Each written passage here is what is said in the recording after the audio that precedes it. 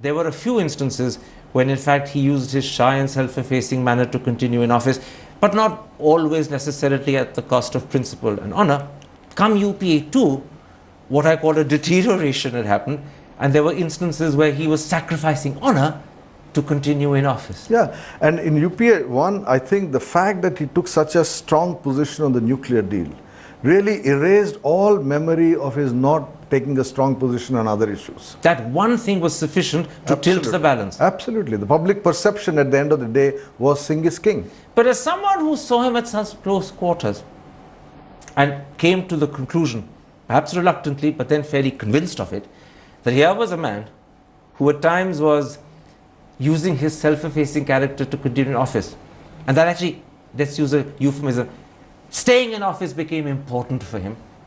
Did he lose respect in your eyes at that point? In UPA 2, yes. In UPA 1, I don't think I saw him as someone who wanted to stay in office. I think he wanted to make a success of his government. He was obsessed about ensuring that the Congress could lead a coalition government through its entire term. But in UPA 2... But in UPA 2, you get the impression that, he just was not willing to put his foot down and say, enough is enough. In UPA 2, he just wanted to continue in office and complete the term. He wanted to complete the term, and that became a priority. That's the impression. I mean, I'm an outsider for UPA 2 as much as you are. So, but the impression from the outside is that. And that's the point at which he diminished in your eyes. Yeah. You lost respect for him. Yeah. You're saying yes? Yes. I mean, I think I've said it in the book that when he did not quit after the way in which Rahul Gandhi treated him, I did lose respect for him. Now, you're also searingly honest, and some would say, in fact, that searing honesty amounts to a damning indictment of Dr. Manmohan Singh's response to the corruption scandals that surrounded his government, and particularly UPA 2. You write, rather than call him blind, I would say that he sometimes chose to close his eyes. He averted his eyes from corruption. That seems as if what you're saying is that he could have acted either to prevent the corruption or at least to tackle it earlier, but consciously chose not to do so. Yes, I think he may have understood in his mind the political limitations under which he was working, that he was not in a position to ask either his own party president or the presidents of other coalition partners to remove the ministers that they're assigned to his cabinet.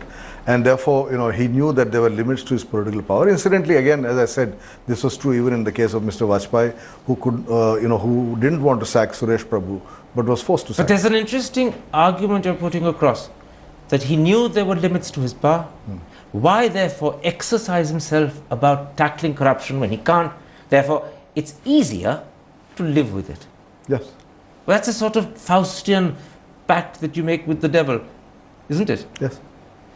You say in your book that Ratan Tata alerted the Prime Minister to how Dayanidhi Maran, who at the time was Telecom Minister, was misusing the Telecom Ministry to favour his brother's media business. And the Prime Minister did absolutely nothing about it. Well, I don't know if he did absolutely nothing, because, my job was to always brief him on what was brought to my attention. And I know he was briefed on this particular issue.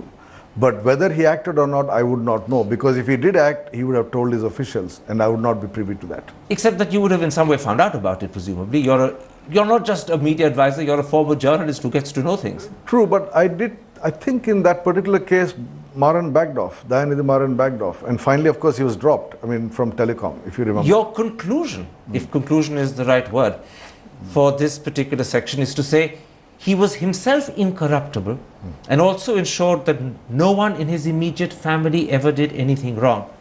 But he didn't feel answerable for the misdemeanors of his colleagues and subordinates. That's a very strange concept of leadership, isn't it? Leaders actually take responsibility for everyone below them. Dr. Manmohan Singh was willingly saying, I've got nothing to do with those who are corrupt. As long as I'm squeaky clean, let those around me fish in the tank and dirty their fingers. Well, first of all, I would give him total credit and a real genuine credit for actually having kept corruption outside the Prime Minister's office, and both in UPA 1 and UPA 2. I think that was certainly a unique achievement of the Manmohan Singh Prime Ministership, that unlike all previous Prime Ministers, even in Nehru's time, there were people in the Prime Minister's office charged with corruption. That I grant. But how much discredit does he get for the fact that not only was he aware that his ministers were indulging in corruption, he did nothing about it, and therefore permitted them to continue. Because that's the But that's what I'm important saying. I think he thought there were political limits. I mean, even if you knew, what could you do about it? So therefore, he did not want to even know. I mean, as I say in my book, That's making a virtue out of weakness, isn't it? I can't do it's anything. not so I a won't do virtue. It's anything. just coming to terms with reality. It's coming to terms with reality. Would he not have been a better man if he'd actually made an issue of it? I don't know. I mean, first of all, I think we were working till this whole anti-corruption movement began. We were working in this country in a milieu where people took corruption for granted. There's some element of corruption in government. So that was not the object of all policy to eliminate that corruption. That became an issue only after 2010. Two questions follow from this. Firstly, Dr. Manmohan Singh's attitude to corruption suggests that he took it for granted. He didn't see it as such a terrible thing. He was happy for it to carry on because there's nothing he could do about it. But it wasn't in his eyes one of those flashpoints that I have to stand up and resist. He had no great moral attitude to corruption. That's right. That's right. And that's a right. failing in a leader, surely. Well, as I said, he may have taken the view that, look, I mean, this was not the focus of any prime minister before me in a long, long time. But strong leaders stand up against corruption. Well, Weak maybe- leaders accept it. No, even strong leaders. I mean, Indira Gandhi was a very strong leader. She accepted a lot of corruption. Rajiv Gandhi was a hugely strong leader, 400 members in parliament, and yet we know of the corruption in his government. So, I guess other prime ministers have tolerated more corruption. The second question that follows is that if he was aware corruption was happening and not doing anything about it, doesn't he in a sense become an accomplice for permitting it to happen? Well, that's what you could say for all prime ministers. But of Dr. Manmohan Singh, who are talking about, you can say it. No, as I said, you could say that of all prime ministers. So I wouldn't make a special issue out of it just for Dr. Singh. In fact, I would certainly give him credit for ensuring that his family, his own staff were never charged of corruption. But that's it, isn't it? That's important, Karan. That's important because that is unique. I mean, he's the only prime minister in a long time who didn't have a son-in-law or son who was charged of, doing things. This is a bit like what they say of Indian social attitudes. As long as my own house is clean, I don't mind what filth lies around the neighborhood. Maybe so. But at least he made sure his house was clean. All right. Finally, in your book, you're also searingly honest about what you describe as Dr. Manmohan Singh's loyalty to the Gandhi family and his commitment, or apparent commitment, to ensuring that Rahul Gandhi's succession was assured.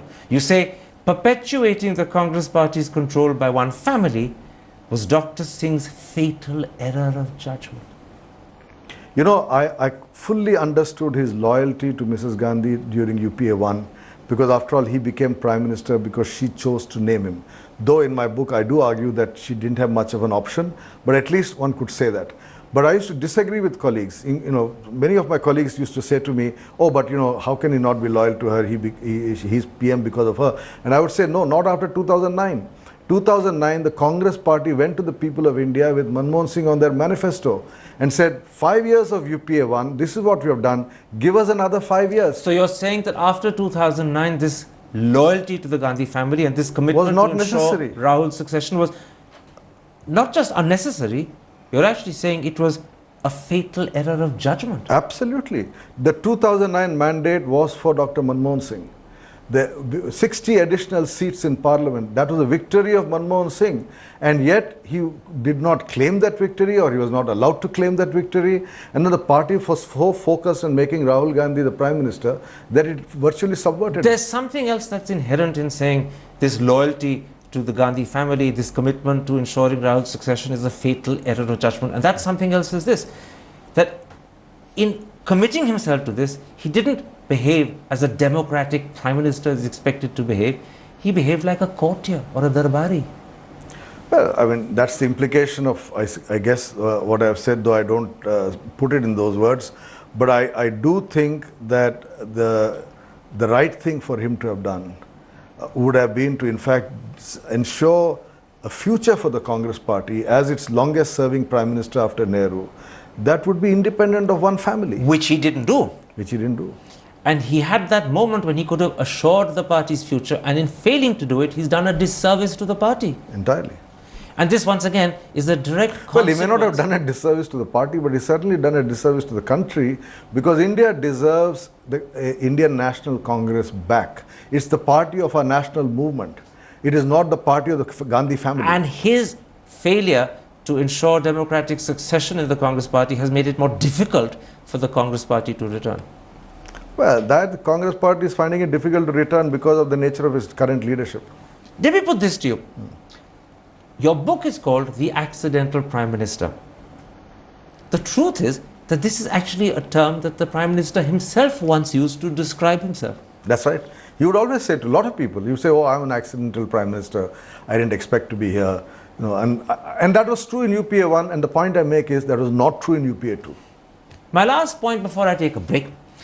One of the things that emerges, whether you're talking about how Dr. Manmohan Singh viewed his role, accepted that he was subordinate to Sonia, how he behaved in relation to corruption, how he behaved in terms of his commitment to ensuring Rahul's succession. The one thing that emerges from all of this is that he was a weak man. He knew that there were other better things that he should stand up for, but couldn't find it in himself to do it. Weakness is an attribute that he has to accept. Yes, yes.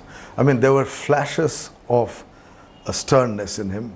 There were flashes of resolve, and I would always feel heartened seeing those flashes of resolve. There were times he would say, nothing doing, this is what I believe in and I'll do this. But it didn't last long. It wouldn't last long. But whenever he felt like that, you know, one felt proud being next to him. Capable of the occasional flashes of resolve, but more often than not, a weak Prime Minister. Indeed. That will be the verdict of history. Though, as I keep saying, that was not the verdict of UPA 1. All right, but it will be the verdict of history. Of UPA 2. Let's take a break at that point. When I come back, I want to turn and talk to you about the criticism your book has attracted and ask you, how do you respond to it?